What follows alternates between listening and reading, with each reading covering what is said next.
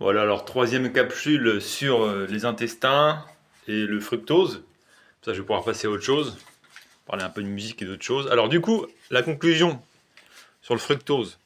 Donc là, si j'en crois donc les analyses de Robert Lustig, il y a trois trucs, il y a une phrase qu'ils ont écrite qui est très intéressante. Ça s'appelle donc feed the gut, protect the liver and support the brain. Donc ça veut dire nourrir l'intestin, protège ton foie et soutenir le cerveau. Alors nourrir l'intestin, pourquoi? Parce qu'en fait les cellules intestinales, donc tu as les entérocytes, mais tu as aussi toute la flore. Et la flore parfois va se nourrir d'aliments qui ne sont pas les mêmes que ceux que nous on va intégrer. Donc la flore elle a besoin parfois de cellulose, de végétaux pour nourrir toutes les bactéries. S'il y a des problèmes dans la flore intestinale, s'il n'y a plus de flore, il y a une couche de mucus qui protège les intestins. Cette couche de mucus après peut être abîmée, et après ça créera la perméabilité intestinale. Donc, premier, feed the gut. Ensuite, protège le foie.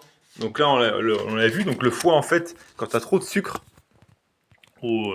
après il y a aussi, on va dire le sucre surtout, le fructose, tu peux saturer ton foie et donc bousiller ton foie. Donc ça, c'est protect the liver. Et la deuxième partie, c'est soutenir le cerveau. Euh, comment il dit ça en anglais? Support the brain.